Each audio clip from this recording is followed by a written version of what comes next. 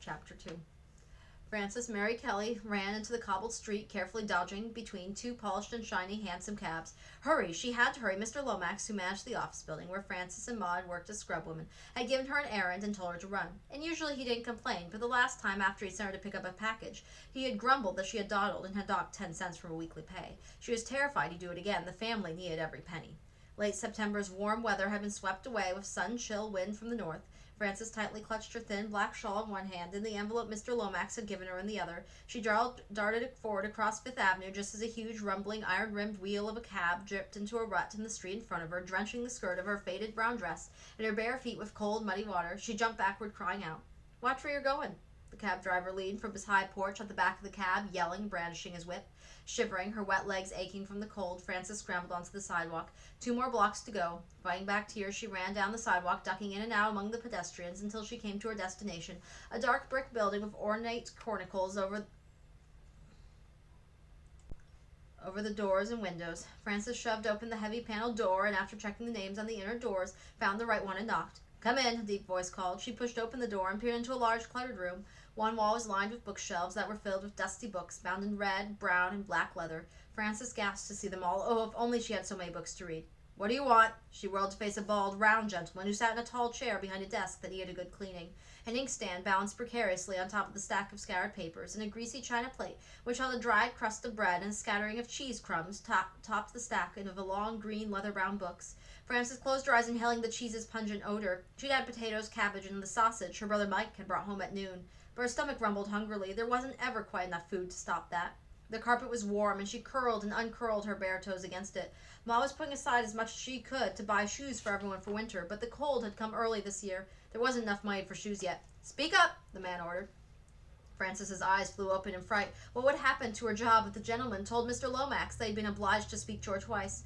"I'm sorry, sir, are you Mr. Waterfield?" "Course I am," he muttered. "What business you have with me?"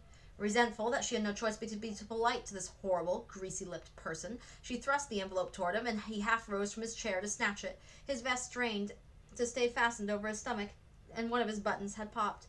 To keep herself from staring, Frances looked down at the floor. A crumpled newspaper lay at her toes. She picked it up and skimmed the headlines. Discussion of Treaty of China. Lady Elegance sunk. 400 lives lost. From Missouri, Mr. S. Harbaugh, Lexington newspaper publisher, was run out of town by 15 pro-slavery men and his printing office destroyed.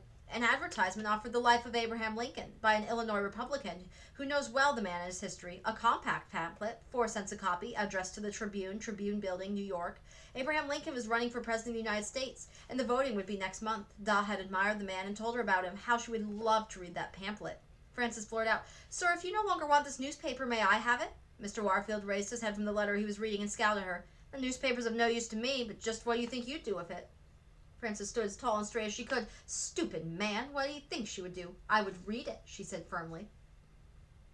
He laughed loudly and then jeered. "Read it? Ha! As if you urchins can read. Toss it over there in the basket." He reached for the inkwell and soon was paying an answer to Mr. Lomax's letter. "I hate you," Frances thought, as she followed his orders. "You're a fat, horrible bully. Who are you to decide whether I can or can't read? You don't know me." She clenched her fists, wishing she could speak the words aloud. She still treasured the memory she had when she was a very little girl, and Da had held her on his lap, the newspaper before them. "What's this word?" she'd ask, pointing. "And this one," she'd insist as soon as he answered. "And this one." "Ah, Frances Mary," Da said one day, "I think you're learning to read." She had nodded vigorously. "Teach me to read, Da." And she begged, and so he did. She loved to read and was proud of her reading because it was pleasing to Da. Since they were unable to afford the clothes or books that sending little ones to school demanded, Frances had tried to pass on her father's teaching to the others. Mike had learned eagerly, gulping in words as hungrily as he gulped food at supper.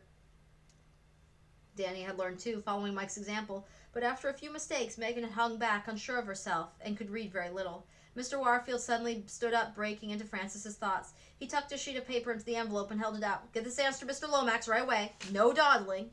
"Yes, sir," Frances said, still furious. She took the envelope, threw open the door, and ran down the hallway to the street. She walked briskly this time, able to notice the people around her. There were gentlemen dressed in ankle-length topcoats that swung from their legs as they walked. Many of them had top hats and carried canes, some with heads of polished silver. The women wore long coats or capes that covered their full skirts almost to the hems. Most wore gloves, but a few had tucked their hands inside fur muffs. Tilted over their foreheads were hats decorated with silk flowers and tied under their chins with matching ribbons. A woman brushed past her, sweeping skirts out of her way. Her snug-waisted ball-green coat was fastened with a row of jet-black buttons that winked and sparkled as they caught the light. Wouldn't Ma with her red hair look grand in a coat like that, thought Frances. In her mind she could see her mother, tall and elegant, of a skirt of her coat, swirling regally around her legs as she walked. Frances ached as she thought of Ma's patched and faded clothes and shabby shawl. She wished with all her heart that she could buy a ball green coat for her mother, and she knew the coat like that would cost much more than all the money she made in a month. Near the intersection of 5th and Broadway, Frances nearly bumped into a girl her own size who was looking in a shop window. The girl wore a flared, pale blue velvet coat and matching bonnet. Her hands were tucked into her white fur muff. "Look, Mama," the girl said to the woman who stood next to her. "Look at that doll in the pink dress." Frances looked too at the doll with the creamy china face and the blue glass eyes, dressed in the pink silk dress made of dozens of tiny tucks and pleats and trimmed with ribbon rosettes. Frances gasped aloud, "Oh, the wonder of her!" The girl in blue glanced at Frances and smiled. For an instant they shared the same delight in the elegant doll. But the woman turned toward Frances with a look of horror and disgust. She tugged at the girl's hand, yanking her away. She whispered to the girl, but Frances could catch the words, "Do not talk to one of those children." Frances turned away from them, burning with humiliation. She stared with frustration at her own reflection in the window, seeing what the woman had seen, a barefoot girl with tattered, mud-splattered clothing. "It's not fair," Frances cried to herself. She rested her forehead against the cold glass, embarrassment erupting into hot tears that ran down her cheeks. She hated being so poor. It wasn't her fault. A rough hand gripped her shoulder and spun her around. The policeman demanded, "What mischief might you be up to?" Frances stiffened with fear. "No mischief," she managed to stammer. His voice softened as he saw her tears. "Then be along with you, girl. Go about your business. Don't dawdle here if your betters where you don't belong." Frances turned and broke into a run. Why should she be treated as though she'd done something wrong? Wasn't she allowed to stop and rest, her betters, just because they wore nicer clothes? "It's not fair," she sobbed aloud. "Look where you're going," a top-hat gentleman barked at her. She stumbled against the cane he thrust out, and then angrily turned and grabbed it from his hand, tossing it to the ground. How dare you, he sputtered, but Frances ran on. Heedlessly she dashed across the streets, ignoring the clang of the wagon and cab wheels against the cobblestones, and the angry shouts of drivers. She darted through the clusters of peddlers and shoppers as she hurried back to her job. Her chest hurt, her stomach churned with shame and anger. All she wanted was to be with her mother. Ma, with her smiles and loving words, would make everything all right again. By the time she reached Mr. Lomax's office, Frances was out of breath but calmer. She delivered Mr. Waterfield's reply and hurried to Mr. Lomax's office, thankful that he had made no mention of docking her wages again. She hurried to find her mother. She knew that Ma would already be at work, rubbing the brass on the ornate staircase that rose from the lobby to the second story of the office building on 23rd Street. The narrow, two-story building was not as elegant on the outside as those in Mr. Waterfield's neighborhood, but sweeping curved marble staircase and brass-trimmed teakwood balusters and balustrade made up for it. Ma swept some flyaway strands from her hair and from her eyes, looked up and smiled at Frances and blinked with surprise. "Frances Mary, it's wet and cold you are." Frances crouched beside her mother, but who wrapped her arms around her daughter, briskly rubbing her back and shoulders. "Cab wheel hit a puddle," Frances said. "No harm. The running kept me warm." "Better now." Ma leaned back and smiled. "Much," Frances said. There wasn't time to tell her mother how much warmer she felt just by being near her, so she reached to squeeze Ma's firm, strong hands. Frances thought again of the beautiful green coat, and she clutched her mother's hands more tightly. Ma would be the first to say she had no need for a fancy coat like that, but Frances knew that what Ma needed and what she deserved to have were not the same. And then the memory of the girl in the pale blue coat and the words her mother had whispered sprang unbidden to Frances's mind. Ma looked at Frances intently. "What is it, love? You look troubled. There's something you'd like to tell me?" Frances tried to smile. She quickly shook her head. She wouldn't want her mother to share the hurt and shame she felt.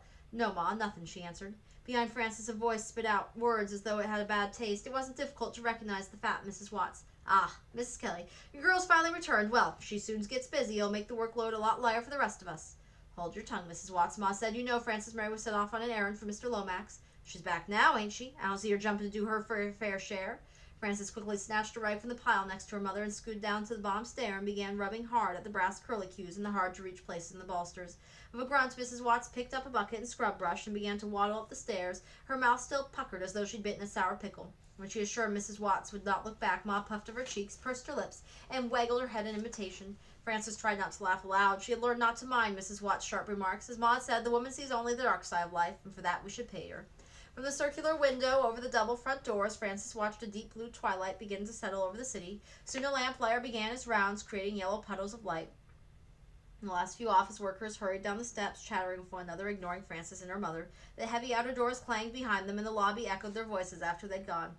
Frances polished and scrubbed, lugged the heavy bucket of water step by step to the top floor. She rubbed the desks with a soft cloth and swept the day's layer of soot and grime from the carpets. While her body worked, her thoughts escaped to the special place her imagination had built. It was a beautiful red brick house in which Ma and Da and all of Frances's brothers and sisters lived. Its windows looked out over the vast green lawn and a shimmering blue lake that was much like the lake in Ireland Dot described so often. The living room of the house was decorated with embroidered pillows and cotton lace curtains, like a room that Frances had seen through the lighted windows at night. It had an elegant scrolled table next to the davenport. A basket of piping hot loaves of bread sat next to a bowl of juicy oranges and tart crisp apples. Remembering the pungent cheese in Mr. Warrifer's office, Frances smiled as she mentally added a large wedge of it to the center of the table. And behind the davenport she built a high case of shelves and filled it with books of all sizes and colors. She pictured Megan cradling a doll in the pink silk dress while Mike leaned on the table munching and reading, so captivated by his book he ignored the apple juice dripping down his chin. Dawes sat with Petey on one knee while Peg and Danny played a noisy game of touch tag. The door flew open and in came Ma, gorgeous in her green coat, her arms filled with packages. She smiled and laughed as she greeted them, and the children ran to her to be hugged. She tossed her packages in a nearby chair. Frances giggled in her imagination, as her imagination added a whole new scene to the daydream. "Mr. Warford," Ma called, "please put away these packages for me." A woe-begone Mr. Waterfield got up from scrubbing the floor on his knees and hurried to do what Ma had asked. "And Mr. Waterfield," she said, "when you finish with that chore, I'd like you to." Her mother broke into Frances's dream by taking the broom from her hands and walking into the closet where the cleaning tools were kept. "Nearly midnight. Time for home and bed," Ma said. She smiled as she took their shawls from the hook and handed the smaller one to Frances. But Frances could see the dark smudges under her mother's eyes. Ma clasped Frances's hand in her warm, rough right hand, and with her left hand she opened the side door, pushing hard against the wind. Clutching her shawl tightly, head down against the wind, Frances ran to keep pace with Ma's long stride. Frances knew that life had always been hard for her mother. She had left Ireland when she was 21 and newly married with her husband, who was 26. No one would ever choose to leave that blessed land, Ma told Frances, but he had a brutal fact that we would have starved if we'd stayed there. The potato crops had rotted in the ground, and as time went on, the situation grew worse. There was just not enough food to feed everyone. So many people had to leave the country. Your father and I thought long and hard about our choice. We thought about the life we wanted for our children, and we said goodbye to our family and friends and came to the United States. "Oh, Ma, how could you leave your family? I'd die if I thought I'd never see you again." Frances hated this part of the story, feeling the terrible loneliness that crept into her mother's words. Ma had to answer matter-of-factly, "Sometimes you do what needs to be done, and that's the all of it." Often Ma spoke of the beautiful bends, the rows of mountains that stood like sentinels, watching over her homeland. Frances thought Ma was like the bends, as steady and never-changing as the mountains she loved. It was not until the terrible year when Da died of the lung sickness that Frances saw another side of her mother. For as long as Frances could remember, Da had worked long hours climbing ladders up the walls of buildings under construction, with loads of bricks on the hod or wooden trough that rested on his shoulder. With a trowel he'd spread the bricks with mortar, smoothing them into place, and climbed down and back with another load. The muscles in Da's arms were thick and firm, his skin browned in the sun, and when he came home each night he was never too tired to lift the children high overhead while his loud laughter bounced across the walls of the room. Then suddenly he became ill and weak. The hospital doctors did all they could, then sent him home, telling Ma to spoon-feed him a mixture of pulverized beef bones mixed with red wine. Ma did everything she could to care for him, and Frances helped too, but each day Da grew more pale and shrunken in the bed. Frances, terrified and heartbroken, unable to believe how Da had changed, would hold his hand and whisper, "Please get well, Da, please." And she'd tell him stories that he told her about Ireland and the green and golden country she had learned to love. "We'll go visit someday when you're better," she promised. But Da's health did not improve. One day Ma gently folded Da's hands across his chest, pulled the sheet to cover his face, and called the children together and told them their father was dead. Sometimes during the waking hours of the night, Frances would be swept with the memory of the hurt and anger and wild tears that tore through her body like sharp claws. Even though she was the eldest, her own tears had left her so weak she had no will to help comfort the others who wailed for their father. But Ma had remained strong and found room for all of them in her arms. With an energy that burnished her skin, Ma had taken care of the funeral arrangements, using what little money they'd been able to save. Then Ma had found cleaning jobs for Frances and herself in the office building managed by Mr. Lomax. "It's not what I wanted for you, love, but I know I can count on you," Ma had murmured. "I promised your Da this family would never starve." Frances had hugged her mother in response. "I want to work with you," she insisted. "We'll take care of the little ones together, Ma." But one night, nearly a week after Da's coffin had been laid in the ground, Frances had awakened from a heavy sleep. It was the time of night in which darkness fades to gray and the shadows loom, and it's hard not to know what's real and what's not. And then for the first time, Frances heard her mother cry. Little Pete and Peg were sleeping crossways in the one big bed all the children slept in, but Pete's thumb was in his mouth and Peg murmuring in her sleep. But Mike, Danny, and Megan crouched together at one end of the bed, their eyes wide with fear. Frances had slipped quickly from the bed and stumbled to the cot on which her mother lay. "Ma, you mustn't cry," she pleaded. "I've never seen you cry like this. Please, Ma, don't cry." Her mother only answered was to moan through her tears, "Tom, Tom, Tom." "What should I do?" Frances cried aloud, but there was no answer. Shivering more from fear than from cold, she huddled against Ma, wrapping her arms around her. Ma curled into them like a small child. Terrified, Frances held her mother through the storm of sobs and wails and lifted the edge of her own nightgown to dry her mother's eyes. She stroked her hair and soothed her until Ma fell asleep. And Frances lay awake long after, till the sky was streaked with light. Her frantic fears had subsided into a lump of cold that ached in the pit of her stomach. Frances knew that things would never be the same. She was no longer a little girl. Those moments had forced her back into a world of adult responsibility. There was no turning back. I never spoke of it, and Frances couldn't put into words what she'd learned during the night, but she was comforted by the knowledge that the bond between them had grown even stronger. So now as they walked home together, Frances and her mother crossed over Ninth Avenue going south on the streets in which the traffic had thinned. The rows of small greengrocers, meat markets, haberdashers, and the dry goods stores were closed, their stained and faded canvas awnings cranked up tightly. The peddlers' carts had vanished, relegated to wherever they were stored for the night, but spoiled fruits and wilted cabbage leaves still littered the curbs. In spite of the hour, the streets teemed with people. Some of them sat on stoops or leaned against the corner gaslights. Frances shot quick glances at them. Many were boys, some no older than Danny or Peg. There were gangs of thieves in the neighborhood, but she knew they wouldn't try to rob a pair of poor cleaning women. It was obvious that Frances and her mother carried nothing of value. Frances kept a lookout, but she wasn't afraid. Micah taught her well how to handle herself. Too well, he grumbled after the last lesson in which he held a rag to his bloody nose. As they turned onto 16th Street, which cut through rows of crowded tenements, Frances thought she saw a familiar figure ahead of them. Mike? What would Mike be doing out so late? Rapidly, the figure slipped into the doorway of a building in which the Kellys lived. Frances quickened her step and entered the building ahead of her mother, wrinkling her nose in disgust at the familiar stench of cooking odors, garbage, and unwashed bodies that clung to the walls of the long, narrow hallway, surrounded them like a smothering gray ghost. As Ma quietly opened the door to the room that was their home, Frances thought she heard a low groan. She glanced in the direction of the room next to theirs where her friend Mara Roby lived with her aunt and uncle. Through the cracks of the door she could see the flicker of candlelight. Mara had been ill with a cough and fever. Maybe she was worse. Ma, Frances whispered and clutched her mother's arm. That could be Mara. Come with me. Mama is late. You can visit Mara tomorrow. But what if she needs... Hush, Ma said, patting her shoulder. She has her aunt and uncle to take care of her. You need your sleep. Frances hung her shawl on a hook as her mother lit the small whale oil lamp that stood on the table in the center of the room. The glass in the lamp shimmered as the store window had, and Frances shuddered as she remembered the ragged, dirty reflection, but she looked around at the clean, spare furnishing in the room with pride. A few straight-backed wooden chairs, a table on which lay a Bible, and a small framed wedding picture of Da and Ma, a double bed for the children to share, a cot for Ma, a small wood-burning stove in the corner, and the floor scrubbed so clean the wood was bleached and nearly white. Ma was bending over the sleeping children, a smile on her face. Frances knew that Ma wanted better for them, but they had so little. The fact that they had so little was not her fault. Frances glanced at her brothers and sisters, automatically checking to see that they were all safe and accounted for. Dark-haired, fragile Megan, who was the age of 12 and had the job of caring for little ones, was deep in sleep. 7-year-old Peg, with her bouncy red curls and splash of freckles, snuggled in Megan's arm. And as usual, young Petey, a curly-haired, blue-eyed 6-year-old, had managed to work his way crossways in the bed, his feet almost in Danny's face. Redhead Mike, 1 year older than 10-year-old Danny, who was almost his carbon copy, lay sprawled on his face, breathing heavily.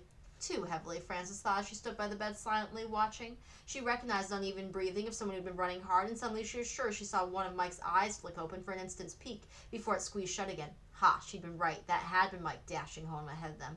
Monterey splashed her face and arms with a bowl of water that stood in the corner stand. She looked at the cloth she had dried herself with and whispered, "Get a move on, Frances. You haven't washed up yet."